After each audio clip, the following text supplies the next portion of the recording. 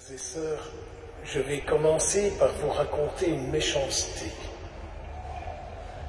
que j'ai vécue ce matin. J'étais dans une concélébration avec un vénérable religieux qui a fait une homélie.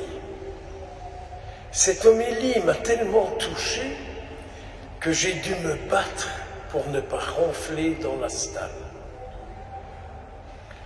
Je vais essayer d'écouter. Et je vous promets qu'au premier ronflement que j'entends, j'arrête tout de suite. C'est promis. Ça me tourne beaucoup, cet impératif d'être dans la joie. Et je disais à notre Seigneur, moi je veux bien, je ne demande pas mieux, mais c'est quand même difficile.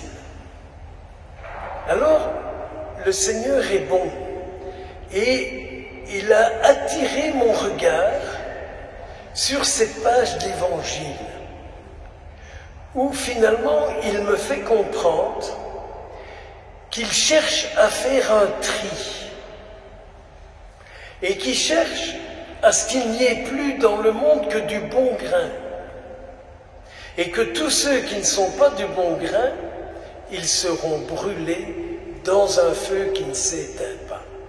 Alors vous allez dire, mais quel méchant Seigneur! Pour que je sois dans la joie, il va en flanquer toute une série au feu. Mais non, mon Père, vous ne pouvez pas dire ça. Jésus est tellement miséricordieux. C'est dur d'entendre des gens vous dire ça. Parce qu'au fond, l'intention profonde de notre Seigneur, c'est de détruire tout ce qui nous empêche d'être heureux, d'être en paix, d'être dans la joie, d'avoir le nécessaire pour vivre. Est-ce que nous pouvons nous mettre ça en tête? S'il est réellement mon sauveur, mais s'il est réellement mon sauveur, qu'est-ce qu'il cherche à faire? C'est à me libérer de tout ce qui m'empêche d'être heureux. Alors j'aime beaucoup tous ces gens qui vont trouver mon ami Jean-Baptiste, qui vous avouerez est un drôle de type. Quand dans l'Évangile on nous dit que quand Jésus dit aux gens, mais qu'est-ce que vous êtes allés voir dans le désert? Quelqu'un qui est bien fringué? Ben non, dans le désert ils ont été confiés leur mal-être à un type qui est habillé avec une peau de chameau, qui mange du miel sauvage et des sauterelles. Et c'est à ce type-là qu'ils ont parlé de leur mal-être et de leur misère. Et c'est ce type-là qui leur a donné la solution. Il leur a dit, passez dans l'eau dans laquelle celui-là va venir. Celui qui va prendre sur vous toutes vos misères. Et les gens lui ont cru ce qu'il disait. Est-ce que vous croyez, quand on vous dit que le Seigneur est occupé à vous travailler mystérieusement?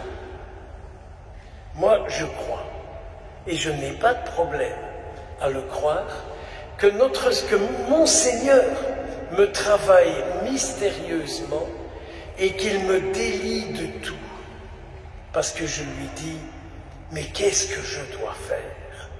Mais qu'est-ce que je dois faire pour ne plus avoir ce poids sur le dos, pour ne plus avoir ce mal-être en moi? Qu'est-ce que je dois faire?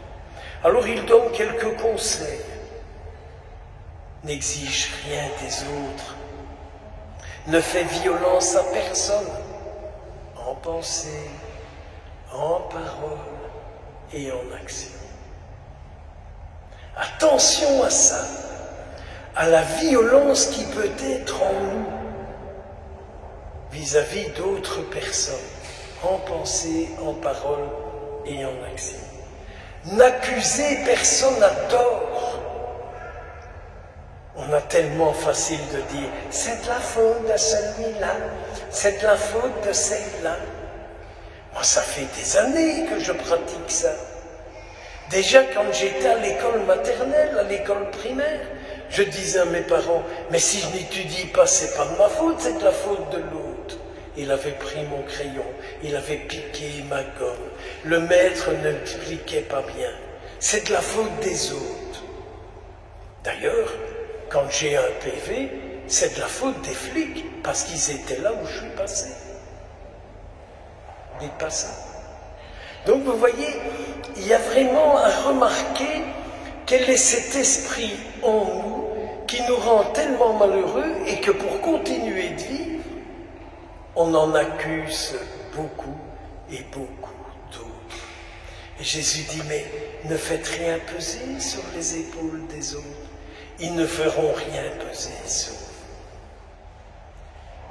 Pour moi, ma joie, c'est de savoir que le Seigneur me travaille et qu'il me nettoie. Et c'est pas évident de se laisser faire. Oui, le Seigneur nous nettoie pour que nous puissions être heureux, joyeux, c'est-à-dire ne pas avoir de tristesse, ne pas avoir de poids, ne pas entretenir des misères, ne pas être lié dans des dépendances, quelles qu'elles soient. Le prophète Sophonie a bien compris ça. Et de la part du Seigneur, il vient dire à chacun de nous, le Seigneur a levé les sentences qui pesaient sur toi. N'écoutez pas tout ce qui vous condamne depuis aussi longtemps, car il y a des gens qui sont spécialistes pour vous enfermer dans des condamnations. Il y a des gens qui sont spécialistes pour vous enfermer dans toutes sortes de jugements. Vous savez, c'est très dur quand on voit que des gens peuvent vous enfermer, surtout quand ils se disent bons catholiques, bien pratiquants, qui vont très souvent à la messe. Quand ça vient d'eux, ça m'est insupportable. Quand ça me vient des autres, je suis beaucoup plus tolérant.